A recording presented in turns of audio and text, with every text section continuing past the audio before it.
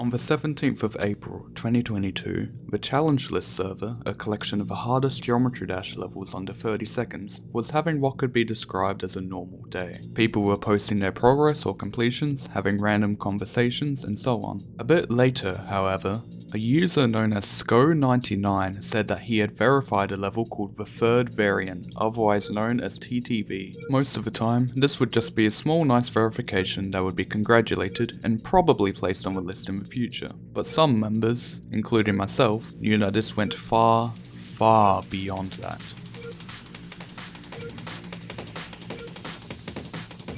Because just 10 days later, the Third Variant would be placed at the number 1 spot on the challenge list, above insane frame-perfect challenges like Final Fantasy or Parabella, and above the most well-known and hardest challenge ever verified, VSC. In the announcement's own words, TTV's sudden dethroning of the most historic challenge in the game, and the simplicity of the level itself, put the challenge list in the grave. And for 5 months, this level reigned on its own at the top. For some, the introduction of a new hardest challenge was a good thing, as VSC had been the hardest for so long. But others disliked the prospect of VSC's legacy now being dampened by a simple jump over the spikes challenge with no real history. Regardless of which stance people had, it was clear that TTV would most likely remain at the top for a long, long time. Reality always struck. But this reality wasn't true. TTV was never the hardest challenge ever verified. Not only was it technically much easier, but Skoe had done the unthinkable and hacked the verification accidentally. And the way in which he hacked was something that had never been seen before in the history of gaming. This is the story of Skoe99.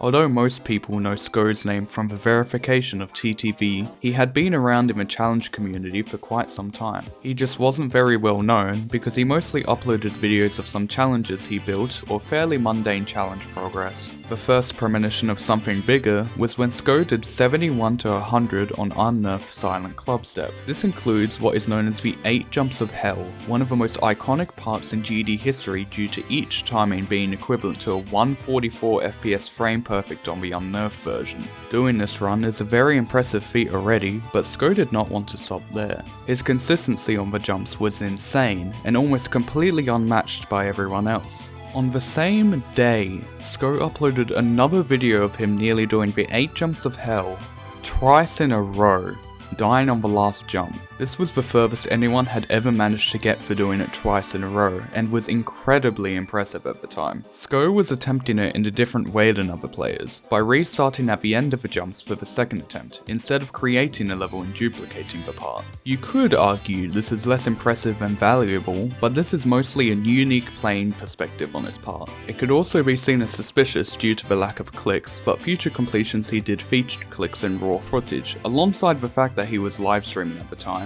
so it's highly certain that these achievements were legitimate. From this point forward, Skoe would follow his path as a very talented cube timing player, and he managed to be the first in the world to do the 8 jumps of hell twice in a row.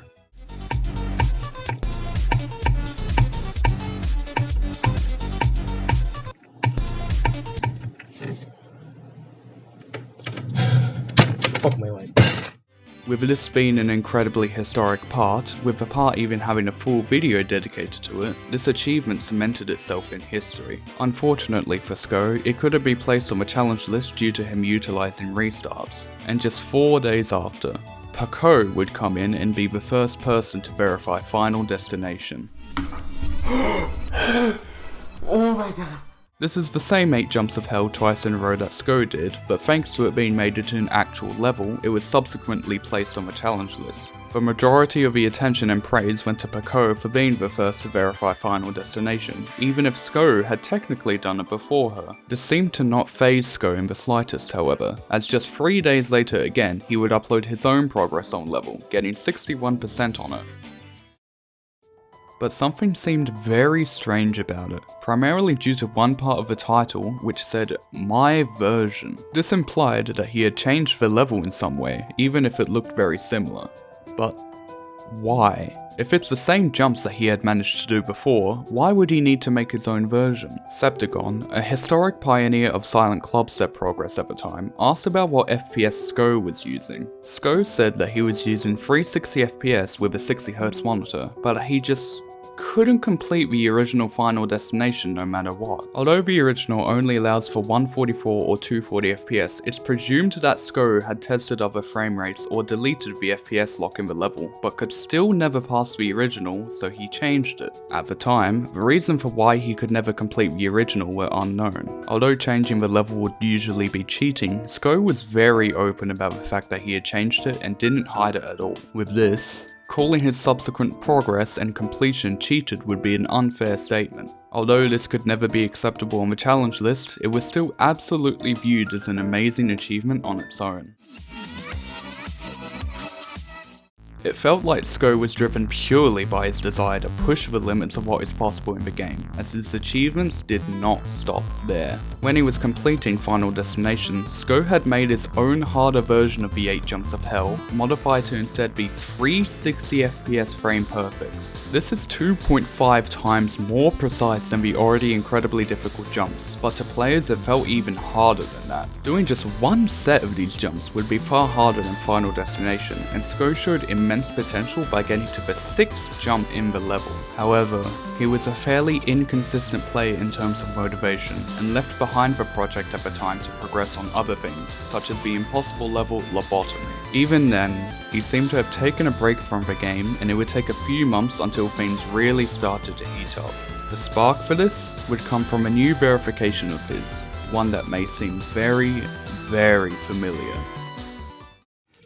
Apathetic Anger was the first variant of a new level series made by Skoe, heavily inspired by the impossible nature of Cyclokic, the hardest impossible level. Going off of his immense expertise at cube timings, the level consists of 4 360 FPS frame perfects in a row, slightly matching the rhythm of the song. This was a level made purely for him and his skill set, and although impressive, this was clearly not the limit of what Skoe could achieve. Skoe himself definitely knew this, because shortly after, he would upload progress and the subsequent completion of Denial of Sanity, the second variant. Featuring 8 360 FPS frame perfects in a row, this level alone would have been hard enough to place on the challenge list, as each jump basically adds exponential difficulty to the level. No one was even close to the level of consistency Skoe had on these jumps, to the point where it felt like he was a savant when it comes to cube frame perfects. And yet, still determined to push the limits of what was possible, Skoe came back months later to progress on a level so unbelievably difficult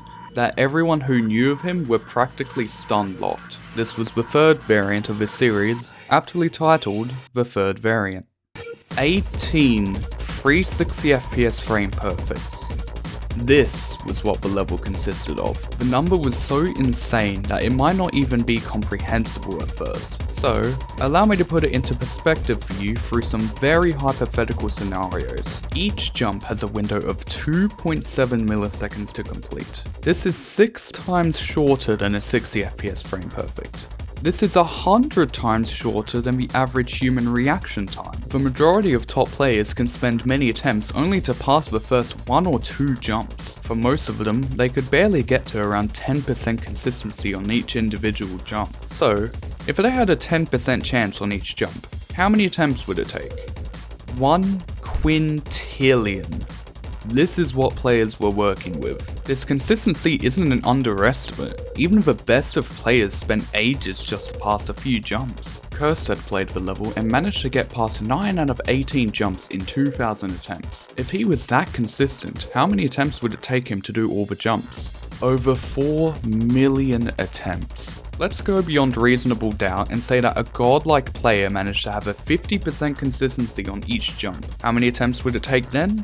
Still over 262,000 attempts. Even if you were astronomically more consistent than what any other player was, you would still need to put more attempts into it than every tidal wave victor combined.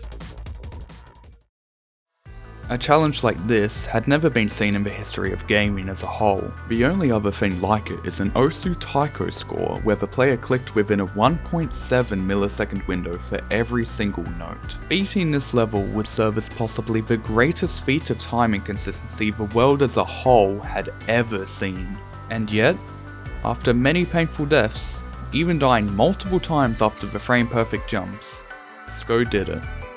He did the impossible and verified the third variant. And not only that, but he did it in less attempts than a player with 50% consistency would have. He had become a true savant of frame perfect timings. To the people who knew of the third variant, they were left stunned. And the people who didn't know would also be stunned shortly after when it was placed at number 1. The placement was certain even without other opinions. Nothing could come close to the level of precision and consistency the level required, and as such, seemingly blessed by a talent unlike anyone else, Skoe would have his level reign at the top for what could possibly be forever.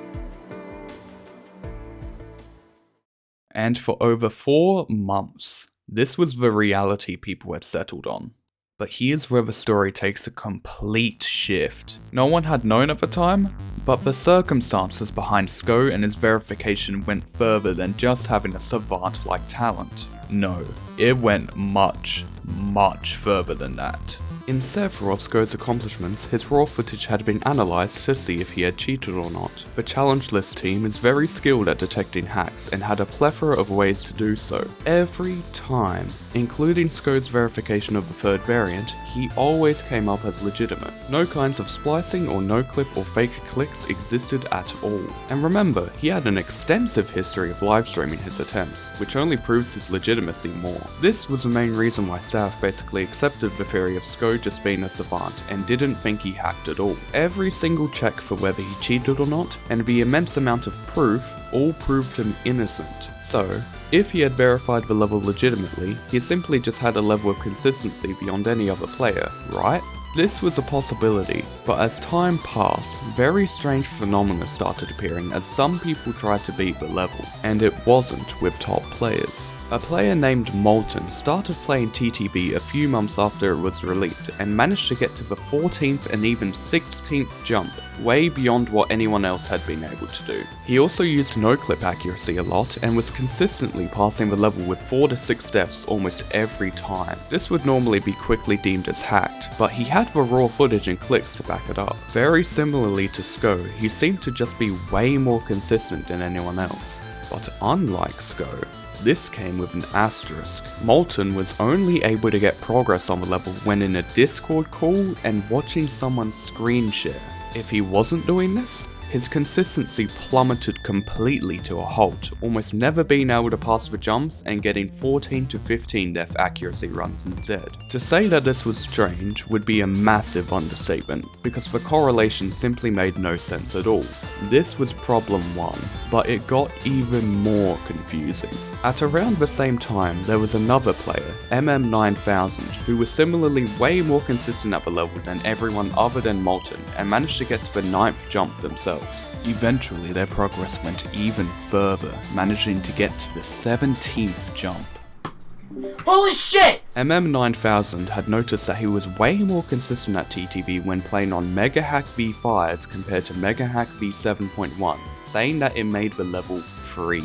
He also said that MegaHack V7.1 simply made the level completely impossible, which was proven true with more testing. This kind of behavior was extremely abnormal if true, because it gave the impression that different MegaHack versions played differently. This was problem number 2. The appearance of these two players suddenly obtaining very good progress on the level and only being consistent under specific circumstances posed as one of the strangest mysteries staff had ever seen. Why on earth would factors such as watching a Discord screen share or using a specific MegaHack version make you far better at the level? Well, one member from the challenge list server named Tujo had noticed some weird behavior in TTV when using a mod called FPS multiplier. The way that the mod works is that it multiplies the rate of physics calculations only, leaving visuals and most importantly inputs to be set to a lower FPS. And after testing, Tujo found that if you locked visuals and inputs to 60 FPS FPS and multiplied physics by 6 times to 360 FPS, TTV was still actually possible to complete. They messaged a member of staff named Blanket Addict to inform them of this, and it quickly formed into the most important piece of information yet. Every single jump in the level was aligned to 60 FPS frame perfects. Problem number 3. But how does this work? Frame perfects are when you have a single input frame to be able to pass a timing. The way that higher FPS makes frame perfects harder has nothing to do with how the visuals of physics change, but rather your inputs being tracked faster. On the normal frame rate of 60 FPS, you have 16.66 milliseconds to do a frame perfect input. By playing on 360 FPS, the length of time you have to make the input goes from 16 milliseconds to around 2.7 milliseconds, which is 6 times shorter. In essence, frame perfects are only harder when inputs are tracked more frequently due to the length of each frame being smaller. So what if hypothetically, you increase your FPS to 360 but somehow manage to keep input tracking at 60 FPS? Most of the time, this would be very unfavorable for top players because it ruins the entire point of increasing the FPS in the first place and would make frame perfects impossible the majority of the time. However, if you specifically adjusted the jumps so that each timing aligned with a 60 FPS input check, thus making it possible, you'd be able to complete the level regardless. And what makes this important is that you would only need to do 60 FPS frame perfects, because even though you're technically playing on 360 FPS, your inputs are still only being tracked 60 times a second. This was massive, because this would turn every timing in TTV from a 360 FPS frame perfect to a 60 FPS frame perfect. If TTV was actually possible to complete this way without any hacks, it would go from the hardest level in the game to being too easy to even place on the challenge list. However, what hindered the possibility of Skoe cheating this way was that this phenomenon had never been seen in the history of the game. There had never been a case of a player experiencing this throughout the years that FPS bypass had been allowed, which is why it just hadn't been thought of when Skoe's completion was initially analysed months earlier. It just felt obvious that for everyone using FPS bypass, using a higher FPS would give you more frequent input tracking. Skoe had always said that for his creations like TTV and Pre-Final Perfection, he always needed to align the jumps in a very specific way for him to be consistent. But with there being so many frame perfect jumps, the odds of everything aligning with 60 FPS inputs was way too low to just be a coincidence. So with this in mind, the question was, why did the level align with 60 FPS inputs? Did Skoe use FPS multiplier or lower his mouse's polling rate to cheat this way? And what in the absolute hell is going on in this level? To try and understand all of the phenomena that was occurring, Blanket Addict made a thread in the challenge list staff server and the investigation began. Blanket Addict talked to MM9000 to try and gather more info on what was happening with MegaHack. After MM9000 tried other MegaHack versions like V7.0, it was found that he couldn't tell any significant difference compared to V5, ruling out the possibility of V5 simply making the level easier. It turned out that V7.1 was simply just bugged. Absolute, the creator of MegaHack, explained that he had accidentally changed something in the new update that messed up how levels were aligned. This would normally not be noticeable, but for TTV, it simply made the level impossible. While this would eventually be fixed, resolving one mystery, it opened up another. Why was MM9000 so much more consistent at the level than anyone else, just like Molten? Looking for more information, Blanket Addict redirected their attention to the root cause, Skoe. When asking Skoe about why he specifically placed the jumps this way, he responded very similarly to when he completed his own version of Final Destination, saying that sometimes he would just always die to some jumps no matter what. His method of solving this for his own creations was to make a macro of the jumps and move the spikes so they always aligned for him. This was always justified by the concept of Skoe simply being savant at certain kinds of jumps or alignments, as he had shown his expertise at cube jumps numerous times beforehand. But if his previous verifications were also aligned to 60 FPS inputs in the same way, it would be far more reasonable to say that he was either using FPS multiplier to cheat or was somehow experiencing some kind of bug. And guess what? Blanket Addict tested one of Skoe's other creations, Pre-Final Perfection, and found that it aligned to 60 FPS inputs as well. Two completely different levels aligning to the exact same FPS was far too unlikely to just be a coincidence. And notably, not a single other FPS value for inputs worked for either level. To test the hypothesis of Skoe always aligning his levels to 60 FPS further, Blanket Addict and other staff joined a Discord call with Skoe and asked him to create a brand new cube challenge from scratch on a screen share. Staff noticed that he would move around each jump a lot during the process of creating the level, until he could successfully pass all 5 jumps in the level consistently. After completing the level, staff went and tested the level, only to find that after all the tiny adjustments Skoe made to the spike positions, the level still aligned to 60 FPS. This was a phenomenon that had never been seen before by anyone. But with Molten and MM9000 also having similar consistency to Skoe when playing TTV but under certain circumstances, maybe Skoe was just experiencing the same bug accidentally, or was he just cheating? It was clear that even more rigorous testing was needed to try and understand what was happening. Blanket Addict, with their expertise in the editor, made a version of TTV with a number at the top. This single number was vital to understanding what was happening with Skoe. This number is a frame counter. It counts from 0 to 5 before resetting back to 0, effectively giving 6 possible numbers. Whenever the person playing clicks, the number will stop momentarily to show what the value is. What is important about this is that every jump in the level has a specific value you need to click on in order to pass it. For the first jump, you always click when the number is 5, and for the second jump, always when it's 3. If you don't click exactly then, you will never make the jump. Because every jump is also aligned to 60 FPS, this means that we can now visually tell if a player is clicking exactly aligned to 60 FPS. Here's where it becomes important. Blanket Addict knew from their own testing that when playing with FPS multiplier, every time you successfully pass the first jump, the values for every click afterwards would always be exactly the same on every attempt. This is because the mod is always locked to one specific alignment every attempt. She also knew that when you restart manually, you always get the exact same value of 5 on the first click. So if Skoe had simply been using FPS multiplier the entire time, both of these things would occur and he would be fully exposed for intentionally hacking. When Blanket Addict and myself entered a Discord call with Skoe to watch him play the level, we looked to see if he experienced either of the red flags hinting at him using FPS multiplier.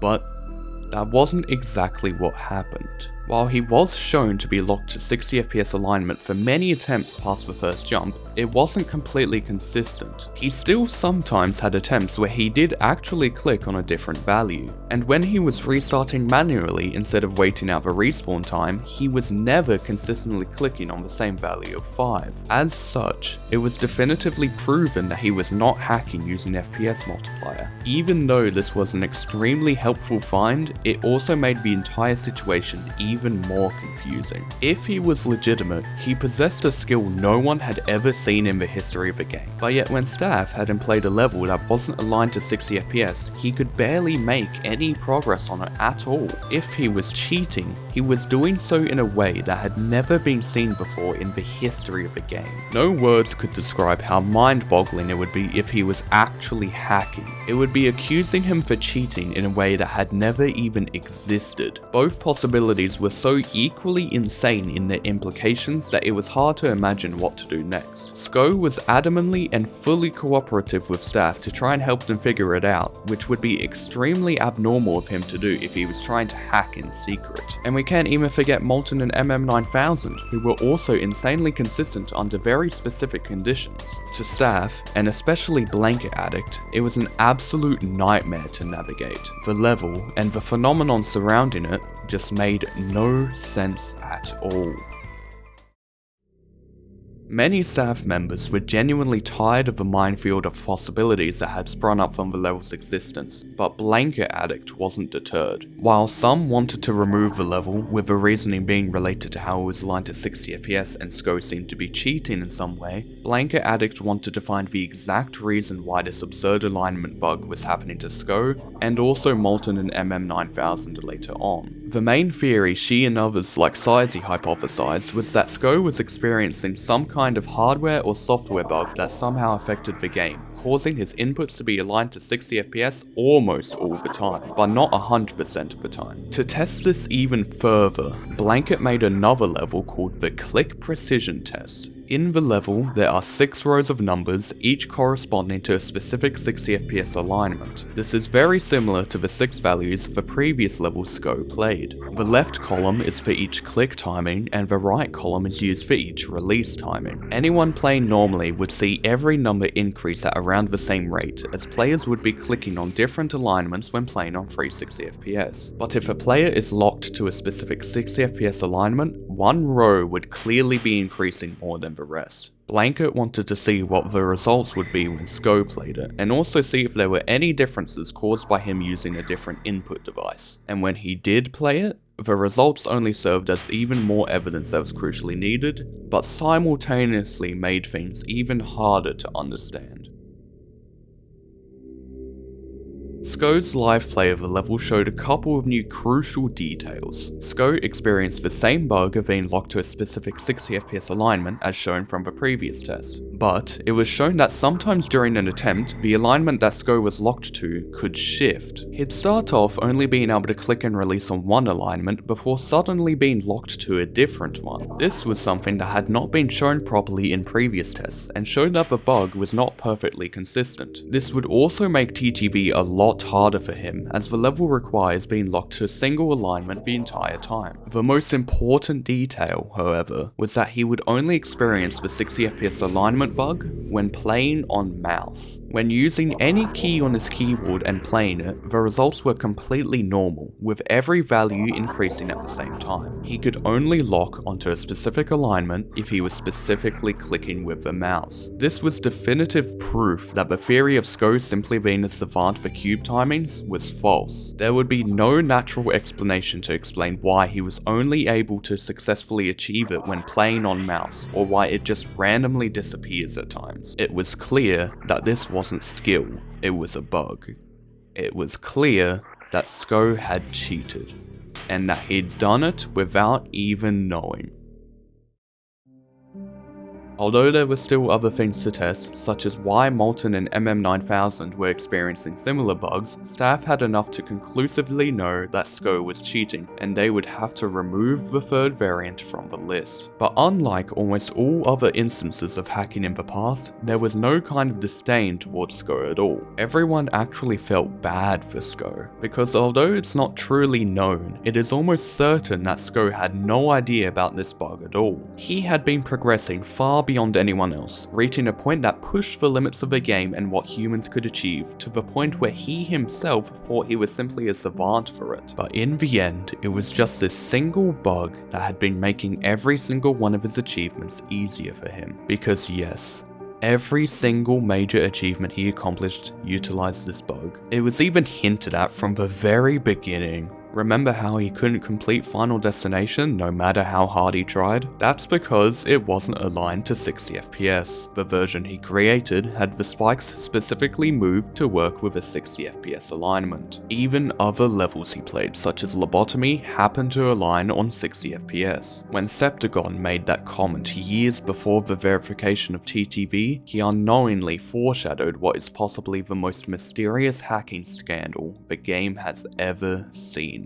When Molten was brought into a Discord call and asked to play the same levels to test, he experienced the same 60 FPS alignment bug that Skoe had. But again, this would only happen when Molten was watching a screen share. It also seemed to act slightly different for him as well. It was more consistent at maintaining the same alignment than it was for Skoe, and sometimes took a few clicks before locking into the alignment. And for MM9000, although it took longer to figure out, the cause was found to be his recording software, OBS. The bug would only be active for him when he was recording with OBS, and when the program itself was not minimized. Similarly to Molten, when not recording with OBS, MM9000 was extremely inconsistent at the level. Sadly for all 3 players, their records could never be viewed as legitimate due to utilizing this bug. It would obviously be way too much of an advantage to be allowed. Blanket Addict wanted to try and understand the true cause of the bug itself for all players before making the info public. This was highly understandable, as simply saying that these players were experiencing a bug and thus cheating would come off as quite vague. The problem was that figuring out how the bug actually worked turned out to be a monstrous task. Even though they had created ways to detect when a player was experiencing the bug, and even though multiple causes had been found, nothing had truly served as a way to explain why the bug existed in the first place. It's very rare that anyone experiences the bug when using OBS or watching a screen share, and even then, Skoe seemed to always have the bug no matter what. So just why? In their efforts to determine what causes the bug to happen, Blanket and Sizey found quite a few new quirks about it. They managed to find some people who experienced the same bug under similar conditions, but this still didn't apply to everyone. The bug only happened when the players were playing in full screen mode. The bug always affects mouse only. The bug isn't caused by the mouse itself and can happen to seemingly any mice. And possibly most interesting is that it seems to only occur within Geometry Dash specifically. They had some players run a program to detect the time within clicks under the circumstances that the bug would normally be active, but results showed that they didn't experience it there. It was only when playing GD that it occurred, and even at the time, when they had way more knowledge about the bug than before, some of the information behind when the bug occurred for players like Skoe was so absurd that it kept throwing Blanket and others for a loop. But unfortunately, despite their best efforts to pinpoint the exact reason for why the bug occurs, it was never found. If you think you may have an idea to why it happens, feel free to say in the comments. But to this very day, the mystery behind the bug which led to the false verification of the hardest level ever created still remains. A couple weeks after the main testing had been done, when further investigation to why the bug occurred came to a halt, the challenge list team removed the third variant from the list, bringing VSC back up to the #1 spot. And after all this time, VSC still remains at the very top to this day. TTV, the only opportunity for a new top 1, just became another hacked verification. The announcement saying that TTV was removed was coupled with a document explaining the bug that allowed Skoe and others to progress on it far easier than others, which we have already covered. It's almost 100% certain that Skoe did not mean to hack it intentionally, which is very important considering the fact that such an occurrence had almost never been seen before. Members were understandably shocked at the sudden removal. The people who didn't know about the mystery were simply surprised at the fact that the hardest challenge in the game was hacked. And for the people who did know, perhaps it wasn't even that important to them at all. They had personally witnessed what is possibly the biggest hacking scandal, the most mysterious bug, and the saddest case of accidental cheating ever seen. In the end, the important part of all of this was never about the level in the first place. It was the mystery surrounding it. Thank you for watching.